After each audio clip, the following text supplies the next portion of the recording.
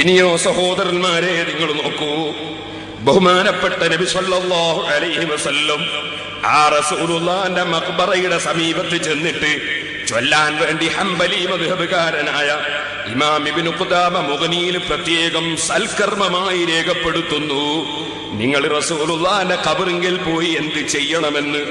ആ കൂട്ടത്തിൽ ബഹുമാനപ്പെട്ടവര് പറയുകയാണ്, ഓ ജനങ്ങളെ, ഇമാം മുത്തബീർ റളിയല്ലാഹു അൻഹുവിൽ നിന്ന് റസൂലുള്ളാഹിന്റെ അടുക്കൽ ചെന്നിട്ട് വലൗ അന്നഹും ഇളമു എന്ന ആയത്ത് ഓതി, എന്നിട്ട് അല്ലാഹുവിന്റെ റസൂലിനോട് വഖദ് ജീതുക മുസ്തഗ്ഫിറൻ മിൻ ദംബി മുസ്തസ്ഫിയൻ ബിക ഇലാ റബ്ബി എന്നിങ്ങനെ ശഫാഅത്ത് തേടിക്കൊണ്ട് വന്ന ആളുടെ ചരിത്രം ഇമാം മുത്തബീ രേഖപ്പെടുത്തിയിട്ടുണ്ട്. ഇത് പറഞ്ഞിട്ട് പറയാണ്, യാ ഖൈറാ മൻ ദുഫിനത് ബിൽഖാഇഹി അളൂബുഹു എന്നിങ്ങനെ ഖബറിലുള്ള നബിയെ വിളിച്ച് പറയേണ്ടതാണ്. പറഞ്ഞതിന്റെ പേരിൽ ഒരുപാട് ഗുണം കിട്ടിയതാണ്. ഇമാം മുഗ്നി, ഇമാം ഇബ്നു ഖുദാമ മുഗ്നിയുടെ 357 പറയുന്നു, ഹംബലി മദ്ഹബിലെ ഇമാമാണ്. ഇനി ലോകത്തുള്ള സർവ്വ ഇമാമുകളുടെയും അഭിപ്രായങ്ങൾ ഇമാം നബവി റളിയല്ലാഹു അൻഹു ശറഹുൽ മുഹദ്ദബിൽ രേഖപ്പെടുത്തുന്നു. റസൂലുള്ളാഹിന്റെ ഖബറിങ്കൽ നിങ്ങൾ ചെന്നാൽ, അവിടെ ചെന്നാൽ നിങ്ങൾ ചെയ്യേണ്ട കാര്യം എന്താണ്? മഹാനവർകൾ പറയുന്നു, അല്ലാഹുവിനോട്, അല്ലാഹുവിലേക്ക് നബി സല്ലല്ലാഹു അലൈഹി വസല്ലം തങ്ങളോട് ശഫാഅത്ത് തേടണം.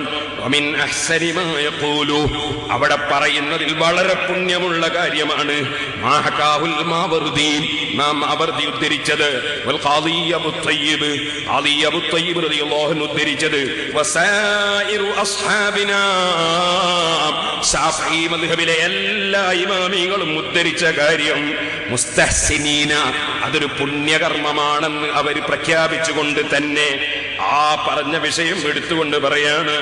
അവിടെയും നേരത്തെ ഇബ്നു ഖുദാമ രേഖപ്പെടുത്തിയ അതേ കാര്യം തന്നെ ഉദ്ധരിച്ച് അതേ ആയത്ത് ഉദ്ധരിച്ചിട്ട് വഖദ് ജിഅതുക മുസ്തഗ്ഫിറൻ മിൻ ദംബി മുസ്തസ്ഫിയൻ ബിക ഇലാ റബ്ബി എന്ന് പറഞ്ഞതിന് ശേഷം റസൂലുള്ളാഹിനെ വിളിക്കണം, പറയണം, യാ ഖൈറാ മൻ ദുഫിനത് ബിൽഖാഇ അളൂമുഹു ഫതാബ മിൻ തീബിൻ നൽഖാഉ വല്ലകമു. ഈ ഖാഇ എന്ന് പറയുന്ന മദീന പ്രദേശത്ത് മറവ് ചെയ്യപ്പെട്ടവരിൽ ഏറ്റവും ഉത്തമരായ നബിയെ, അങ്ങയുടെ ശരീരം മറവ് ചെയ്യപ്പെട്ടതിനാൽ ഈ രാജ്യം പുണ്യഭൂമിയായി. നബിയെ, ഓ നബിയെ, നഫ്സിൽ ഫീദാഉ ലി ഖബ്രിൻ അൻത സാകിനു ഫീഹിൽ അഫാഫു വഫീഹിൽ ജൂദു വൽ കറമു. അങ്ങയുടെ ഖബറിൽ നിന്ന് ധാരാളം ഗുണങ്ങൾ കിട്ടുന്നുണ്ട് നബിയെ, ഒരുപാട് സംഭാവന കിട്ടുന്നുണ്ട് നബിയെ. അവിടുത്തെ ഖബറിന്, ഞാൻ തങ്ങൾ താമസിക്കുന്ന ഖബറിന് എന്റെ ശരീരം ഞാൻ സമർപ്പിക്കുന്നു നബിയേ. ഇത് പറയൽ പുണ്യകർമ്മമാണെന്നാണ് ഇമാം നബവി റളിയല്ലാഹു അൻഹു എല്ലാ ഇമാമിങ്ങളിൽ നിന്നും ഉദ്ധരിച്ചുകൊണ്ട് ശറഹുൽ മുഹദ്ദബിൽ രേഖപ്പെടുത്തി വെക്കുന്നത്. ഇബ്നു കസീർ അടക്കം എല്ലാ പണ്ഡിതന്മാരും 1ഉം 2ഉം 10ഉമല്ല, നൂറുകണക്കിന് ഇമാമികൾ മുഴുവനും ഇത് രേഖപ്പെടുത്തുന്നു. ഇബ്നു അസാക്കിർ റളിയല്ലാഹു അൻഹു വലിയ ഹദീസാണ്, മഹാനവർകൾ താരീഖിൽ രേഖപ്പെടുത്തുന്നു. അബ്ദുറഹ്മാൻ ഇബ്നുൽ ജൗസി മുഹീറുൽ ഖറാമിൽ രേഖപ്പെടുത്തുന്നു. ശുഅബുൽ ഈമാനിൽ ബഹുമാനപ്പെട്ട ഇമാം ബൈഹഖി ലക്ഷക്കണക്കിന് ഹദീസ് മനഃപ്പാഠം പഠിച്ച മഹാപണ്ഡിതൻ രേഖപ്പെടുത്തുന്നു.